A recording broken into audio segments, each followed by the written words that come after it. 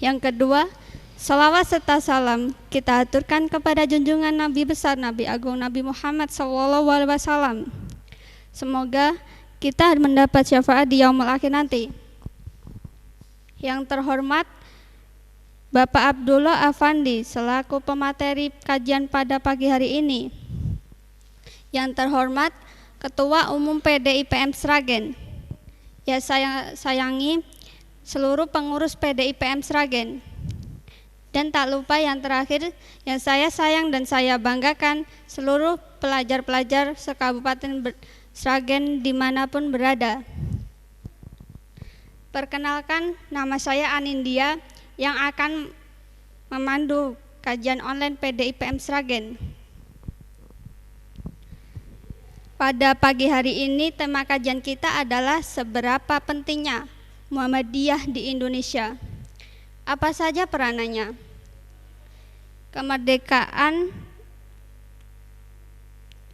kehadirat Muhammadiyah untuk bangsa sejak kemerdekaan dan setelah kemerdekaan Republik Indonesia punya peran strategis.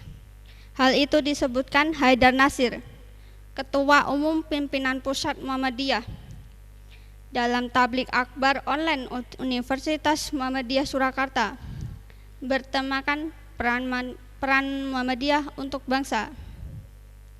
Pada Senin tanggal 11 bulan Mei, Haidar menyebutkan kehadiran Muhammadiyah yang dirintis oleh Kiai Haji Ahmad Dahlan sebagai gerakan dakwah dan tajdid merupakan keadaan masyarakat dari terjajah yang terdidik dari masyarakat yang secara ekonomi tertinggal pelan-pelan menjadi masyarakat yang bisa mencukupi.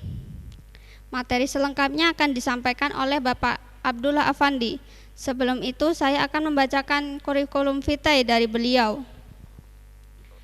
Nama Abdullah Afandi, tempat tanggal lahir Sragen 4 Desember 1966, agama Islam, alamat tinggal Bangle RT 12 Desa Tanon, Kecamatan Tanon, Kabupaten Sragen, email afandibangle@gmail.com, pengalaman organisasi IMM Klaten, PDPM Sragen, PCM Tanon, PDM Sragen, pekerjaan PNS, moto hidup tiada hari tanpa berjuang.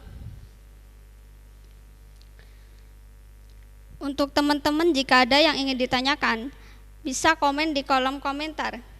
Kepada Bapak Abdullah dipersilahkan.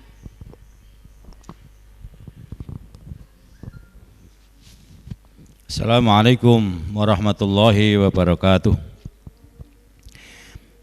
Alhamdulillah, wassalatu wassalamu ala rasulillah wa ala alihi wa sahbihi wa mawalah.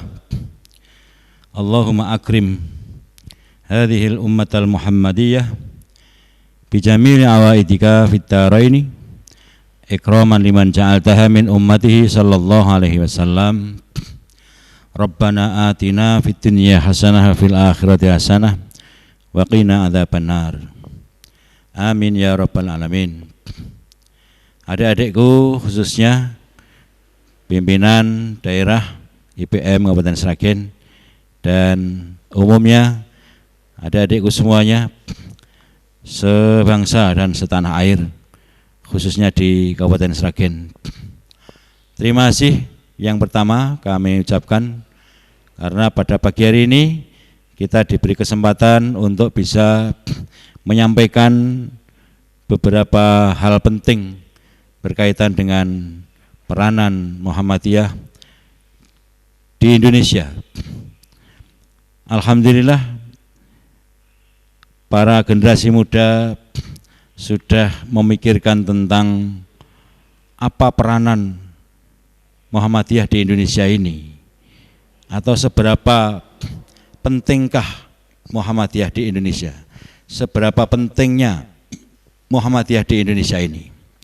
Perlu kita ingat bahwa Muhammadiyah melalui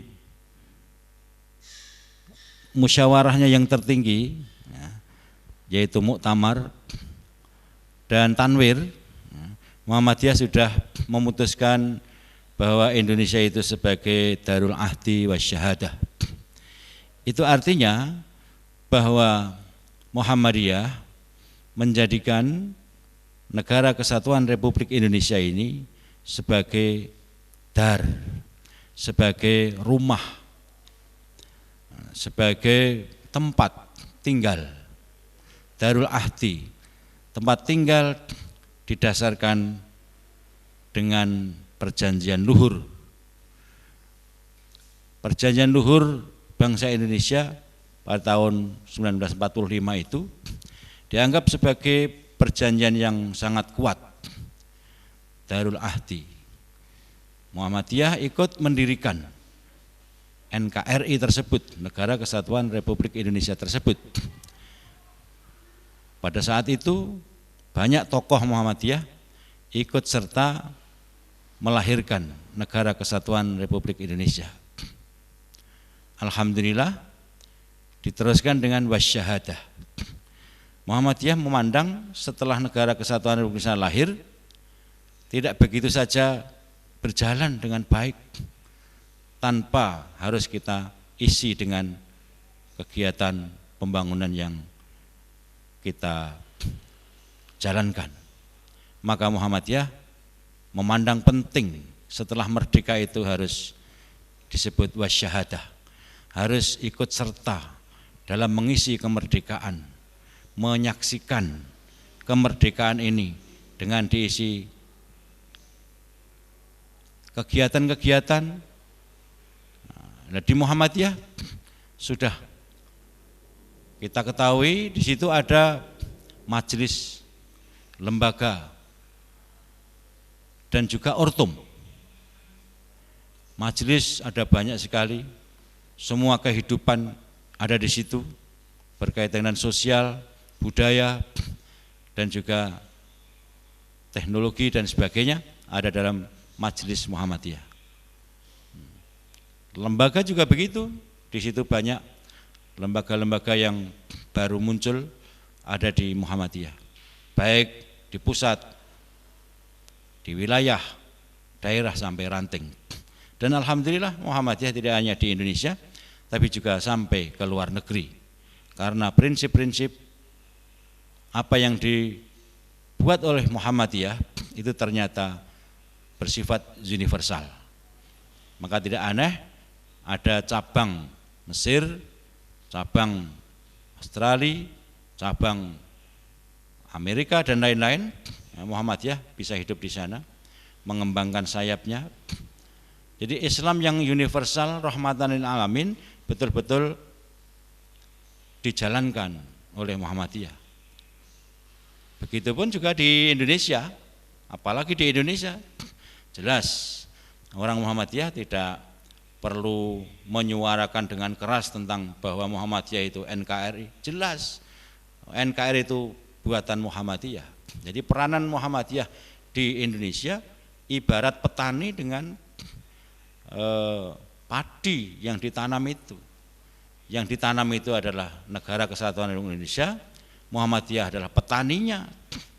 Nah, petani itulah yang nanti membersihkan, yang merabuk, yang merawat, dan nanti akhirnya juga yang mengetam, memetik hasilnya. Disitulah. Jadi peranan Muhammadiyah seakan-akan menjadi petani dan Indonesia seakan-akan padi yang ditanam oleh petani. Nah, itulah gambaran sekilas kaitannya Muhammadiyah dengan Indonesia. Seberapa pentingnya Muhammadiyah di Indonesia, ya seperti pentingnya petani merawat tanamannya. Karena NKRI, Negara Kesatuan Indonesia, Republik Indonesia itu adalah bagian dari hasil usaha Muhammadiyah, atau yang didirikan oleh Muhammadiyah bersama komponen bangsa yang lain tentunya, ya keseluruhan. Yang ada waktu itu ada nasionalis, ada kelompok agama dari Islam maupun non-Islam. Nah, Muhammadiyah diantaranya masuk dalam kelompok Islam di situ dan aktif, proaktif sampai mengisi kemerdekaannya sampai saat ini. Alhamdulillah para remaja bisa memahami dengan cara membaca sejarah. Alhamdulillah Muhammadiyah dari pusat sampai daerah di Sragen ini aktif, proaktif, dan Muhammadiyah sejak awal tidak masuk pada politik praktis. Nah, Muhammadiyah penting justru di situ. Justru karena tidak masuk politik praktis itu, Muhammadiyah justru bisa masuk di pemerintahan, siapapun pemerintahannya itu, dari partai apapun pemerintahan itu, Muhammadiyah bisa masuk melalui kebijakan-kebijakan yang diambil dengan mempengaruhi para pengambil kebijakan secara terus-menerus dan konsisten. Peran Muhammadiyah yang seperti itu tidak diakui orang Muhammadiyah saja, bahkan orang non-Muhammadiyah, orang NU misalnya, itu mengakui Muhammadiyah memang perlu dicontoh. Hal itu misalnya kita baca di media medsos, misalnya seorang tokoh muda NU yang namanya Mustafa Jufri ya, menuliskan makalah berkaitan dengan belajarlah dari Muhammadiyah. Wah, luar biasa. Jadi peran Muhammadiyah di Indonesia itu diakui oleh non Muhammadiyah. Seorang pemuda namanya Mustafa dari Sidogiri, Pondok Pesantren Jawa Timur, Sidogiri. Beliau mengatakan belajarlah dari Muhammadiyah. Jadilah seperti Muhammadiyah, mandiri dalam segala bidang. Nah, jadi ini pengakuan yang sangat bisa dipercaya karena bukan dari orang Muhammadiyah. Kalau yang mengatakan orang Muhammadiyah lumrah, tapi ini yang mengatakan orang di luar Muhammadiyah. Dianggap Muhammadiyah itu mandiri, kemandiriannya sangat luar biasa. Bisa kita lihat misalnya dalam bidang pendidikan, kita punya banyak sekali pendidikan dari TK sampai perguruan tinggi. Saya kira kita bisa melihat di mana-mana, di kecamatan, di desa, sampai di kota, ini juga banyak didirikan sekolah dan perguruan tinggi. Beliau Pak Mustafa, saudara Mustafa, memberikan penilaiannya. Beliau menganjurkan belajarlah dari Muhammadiyah. Jadilah seperti Muhammadiyah, mandiri dalam segala bidang. Karenanya sikap-sikap politik dan kenegaraan mereka pun mandiri. Beliau mengatakan begitu. Ya, memang betul Muhammadiyah sangat bisa dirasakan itu. Tidak banyak mudahanah, menyombongkan diri, ya, tidak perlu bersumpah dan lain-lain, cari-cari muka, apalagi menjilat penguasa. Tidak pernah mengaku paling NKRI, tidak mengaku paling Pancasilais. Pengakuan mereka tidak diperlukan, sebab tindakan mereka lebih dari cukup untuk menjadi bukti.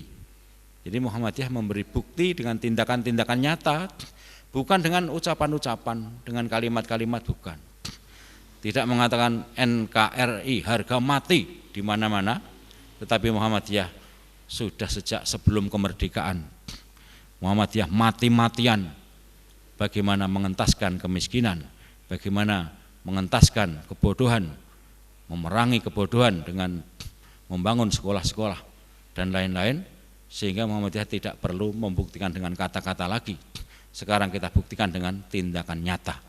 Dan alhamdulillah di sini rekan-rekan remaja, pelajar Muhammadiyah insya Allah akan mengikuti gerakan dari pimpinan-pimpinan di Muhammadiyah, baik pusat sampai ranting.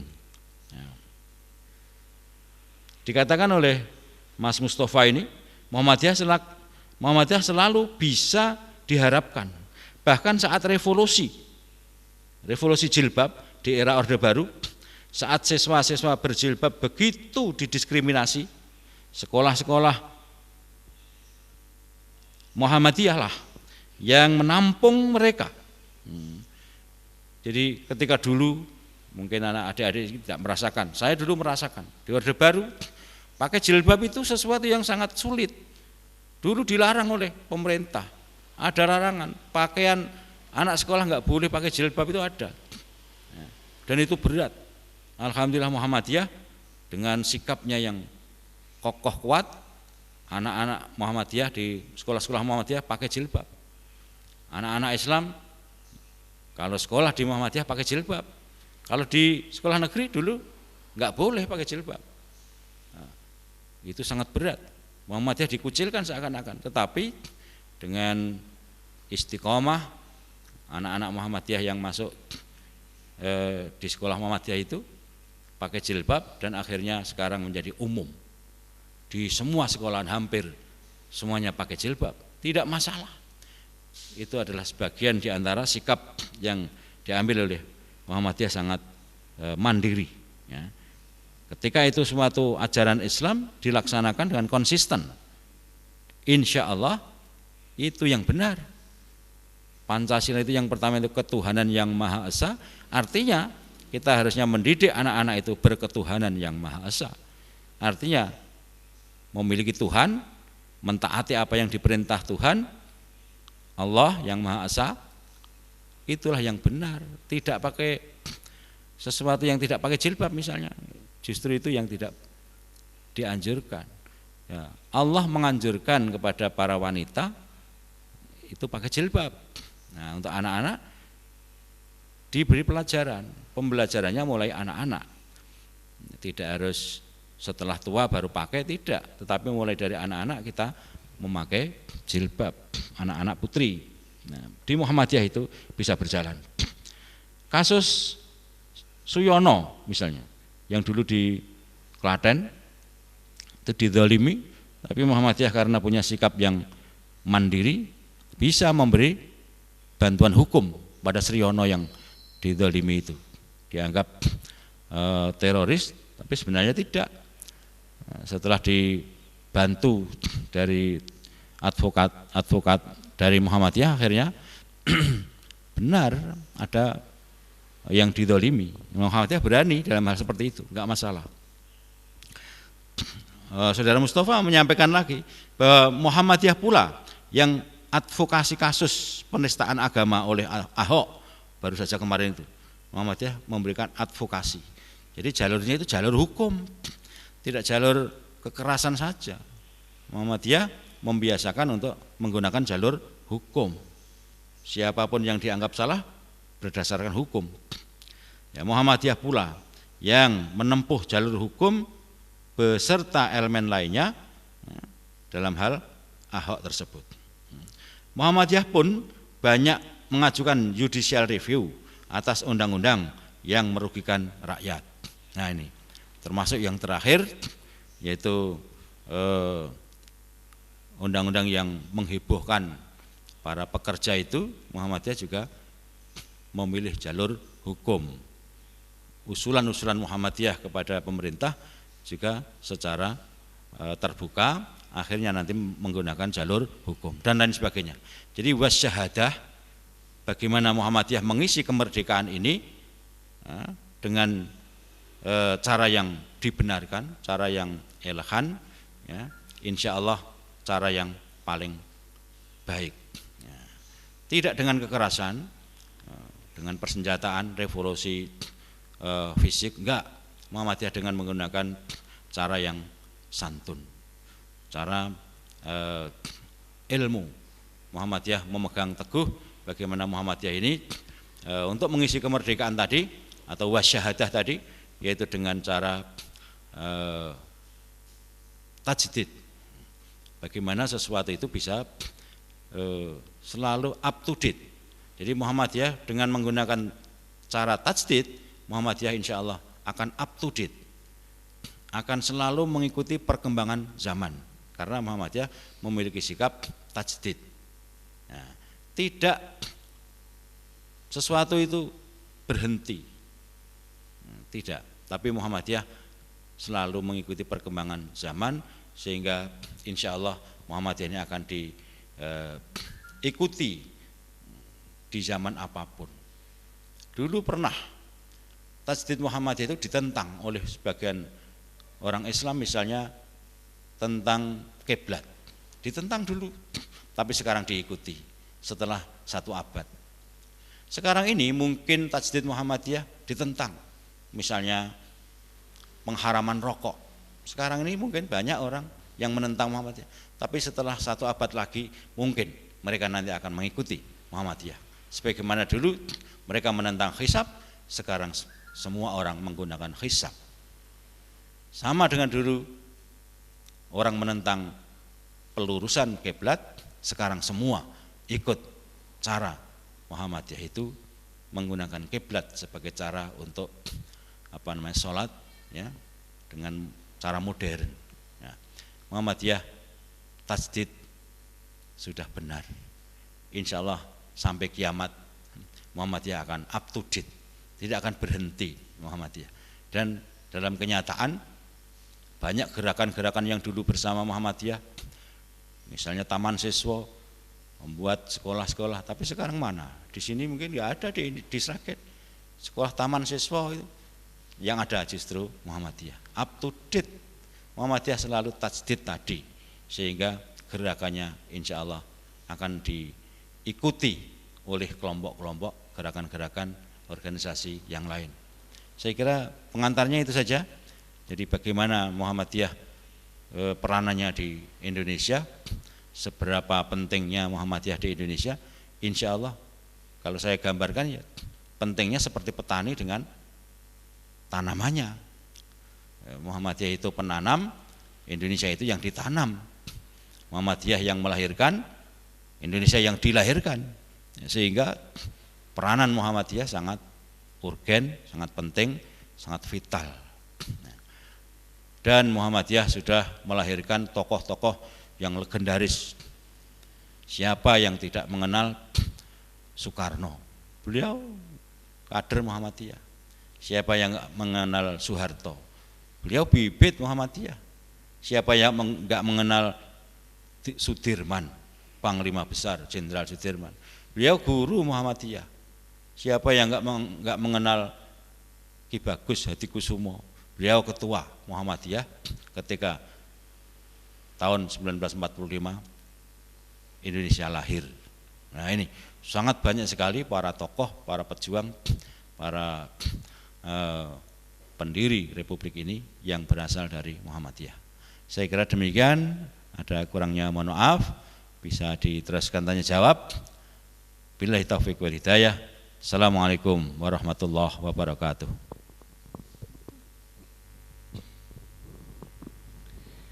Mengingatkan lagi untuk teman-teman yang masih gabung di live streaming kita, jika ada pertanyaan mohon ditulis di kolom komentar.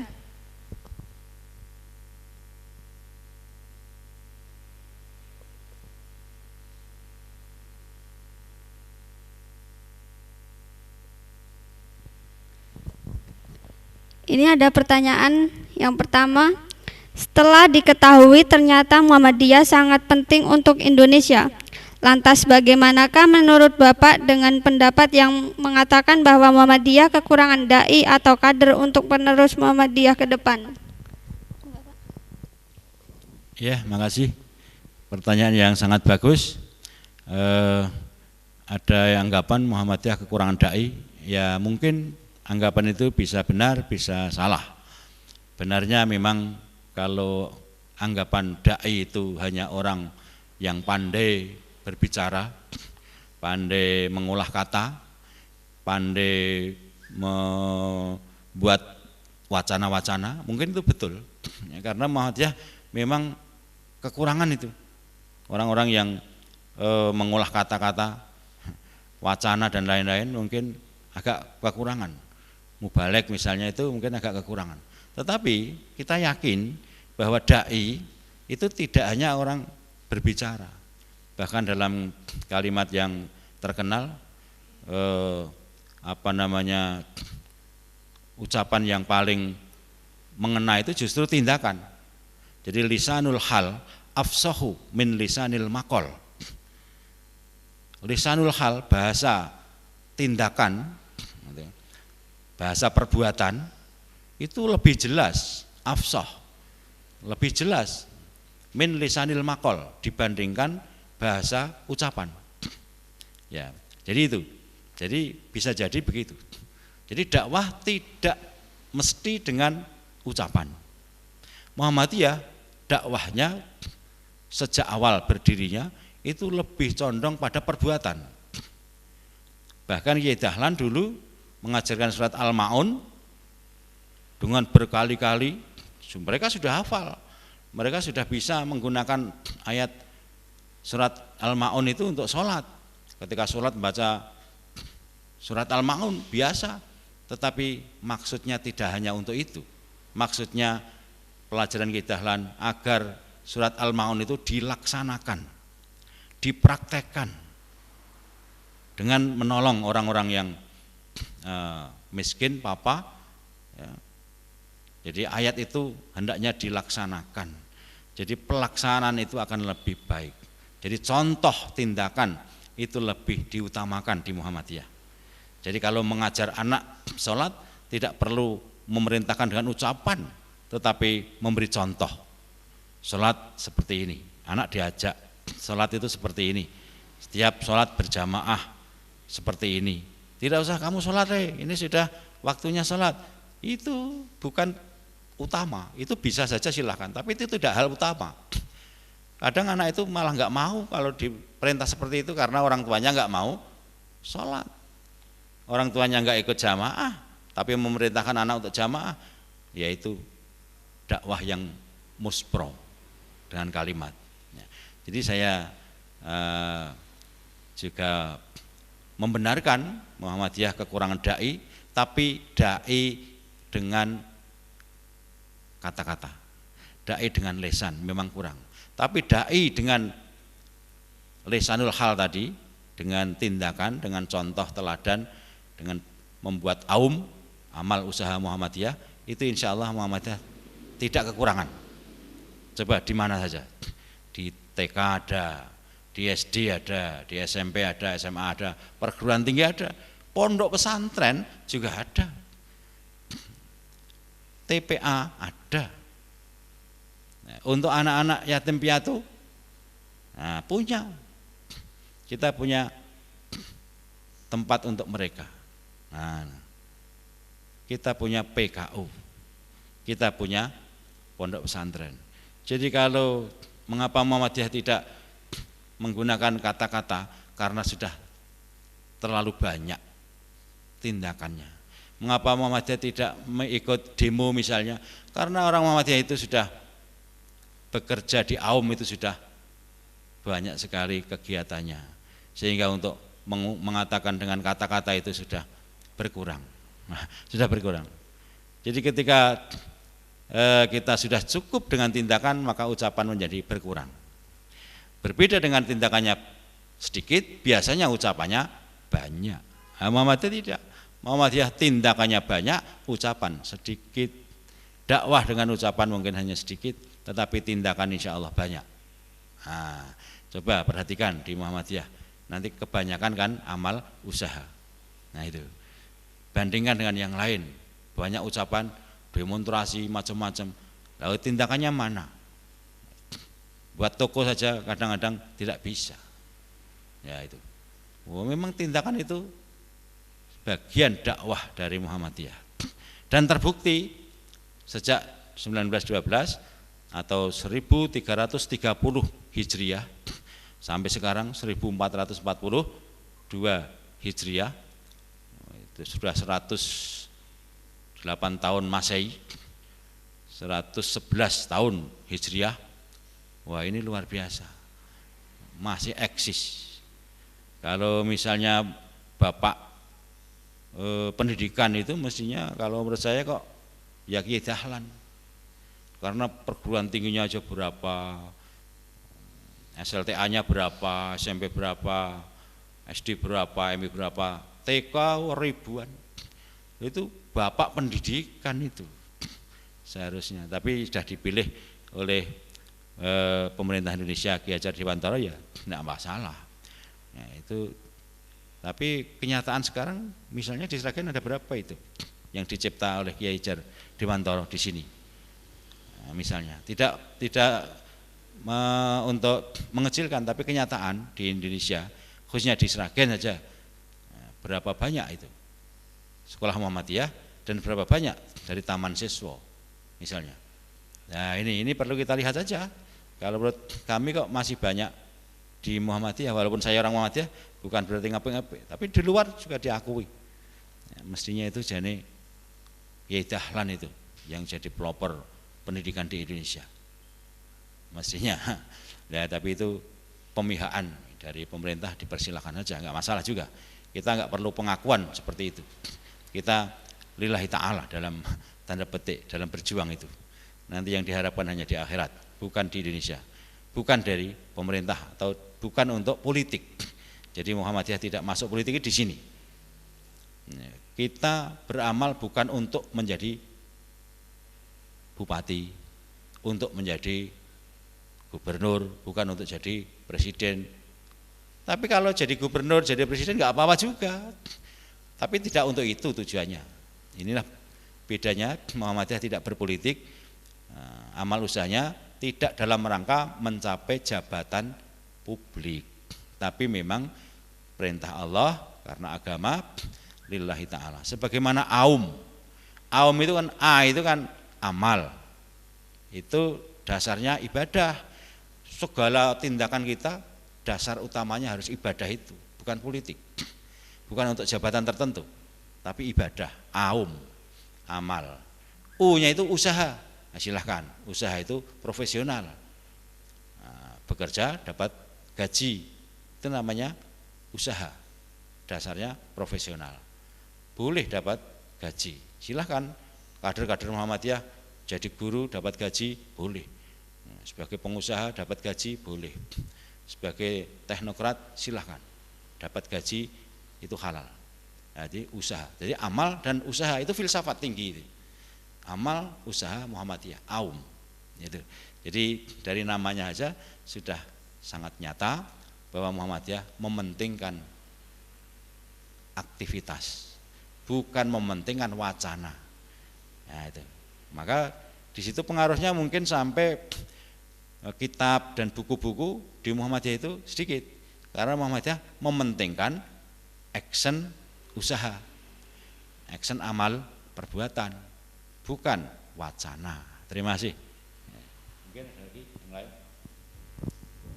Untuk pertanyaan yang terakhir, bagaimana menurut Bapak dengan anak-anak yang sekolah di Muhammadiyah tapi tidak sepenuhnya jadi kader Muhammadiyah dibandingkan dengan anak-anak yang sekolah di ormas sebelah seperti NU, mereka sepenuhnya jadi kader NU tapi tidak dengan Muhammadiyah, sekolah di sekolah Muhammadiyah tapi tidak jadi orang Muhammadiyah. Ya, itu kritik yang baik juga, saya kira perlu kita sadari ya. Jadi Muhammadiyah itu pengikut Muhammad. Jangan kita menganggap bahwa yang Muhammadiyah itu ya yang punya KTA saja. Perlu kita lihat di anggaran dasar. Anggota Muhammadiyah itu apa saja, siapa saja. Ternyata setelah kita melihat anggaran dasar ya, atau anggaran rumah tangga itu, silahkan nanti di pasal berapa 2 ya misalnya. Nah, di sana dijawab bahwa anggota Muhammadiyah itu ada anggota Muhammadiyah biasa dan ada anggota Muhammadiyah luar biasa. Anggota Muhammadiyah biasa adalah orang Islam di Indonesia. Orang Islam, bukan yang punya KTA. Orang Islam di Indonesia ya, itu anggota biasa. Gitu. Jadi semua orang Islam itu pada dasarnya Muhammadiyah, pengikut Muhammad. Kadang-kadang kita salah persepsi, sing Muhammadiyah ki sing duwe KTA saja, enggak. Semua orang Islam sebenarnya Muhammadiyah. Dulu belum ada NU, belum ada MTA, LDI tahun 1912. Kan semua orang Islam itu aja Muhammadiyah. Itu. Nah, kemudian ada NU. Nah, kalau dikelompokkan sekarang kader-kader di Muhammadiyah yang selain itu yang masuk di Muhammadiyah, nah itu terserah saja. Yang jelas Muhammadiyah itu organisasi terbuka. Siapapun, kelompok dari manapun yang setuju dengan tujuan dan maksud didirikannya Muhammadiyah, sebenarnya dia adalah orang Muhammadiyah. Yang penting orang Islam. Di Indonesia ini biasa, orang Muhammadiyah biasa itu yaitu orang Islam, orang Indonesia beragama Islam gitu ya. Orang Indonesia beragama Islam itu anggota biasa. Silakan nanti didalami, dibaca di anggaran dasar. Tapi kalau kenyataan bahwa kader-kader Muhammadiyah tidak semua orang yang sekolah di Muhammadiyah menjadi Muhammadiyah, mungkin maksudnya tidak semua orang kader di Muhammadiyah kemudian masuk di Muhammadiyah, itu maksudnya mungkin terlalu sedikit yang mengurusi Muhammadiyah. Ya, ini mungkin pembagian tugas saja. Pembagian tugas sekarang itu kalau kita melihat realitas, misalnya Pak Din Samsudin dulu ketua IPPNU kalau nggak salah, sebelum beliau di IMM, ya, Pak Din Samsudin itu dari IPPNU. Ya, kemudian mungkin yang lain, ya, saya kira juga banyak yang dulunya mengenyam pondok pesantren, Kiai Dahlan misalnya, beliau mengenyam pondok pesantren, tapi mendirikan Muhammadiyah. Beliau di pondok pesantren milik Kiai Soleh Darat di Semarang, Kiai Dahlan itu tradisi NU, tradisinya seperti itu, walaupun NU belum ada itu saat itu. Maka termasuk nama Muhammadiyah itu sebenarnya dari mana? Setelah saya teliti, saya pernah baca kitab di Nashaikhul Ibad, ternyata di Nashaikhul Ibad itu dikarang oleh ulama dari Banten, Muhammad An-Nawawi. Beliau termasuk gurunya Kiai Dahlan. Di situ ada doa. Di antara sebab-sebab husnul khotimah adalah membiasakan doa, Allahumma akrim hadhil ummatal Muhammadiyah bijamili awaidika fid dharaini ikraman liman ja'altaha min ummatihi sallallahu alaihi wasallam. Yang tadi saya pakai muqaddimah. Itu doa dari Muhammad Nawawi Al-Bantani, orang Jawa yang mengajar di Masjidil Haram. Kiai Dahlan belajar ke situ. Kemudian ada inspirasi kepada Kiai Dahlan tahun 1330 beliau membuat organisasi namanya Muhammadiyah. Karena dalam doa itu ada kata-kata ummatan Muhammadiyah, ummatal Muhammadiyah. Kemungkinan ya, saya hanya menduga Kiai Dahlan inspirasinya dari kitab Nashaikhul Ibad itu. Jadi Muhammadiyah itu universal. Jangan menganggap orang Muhammadiyah hanya yang punya KTA Muhammadiyah.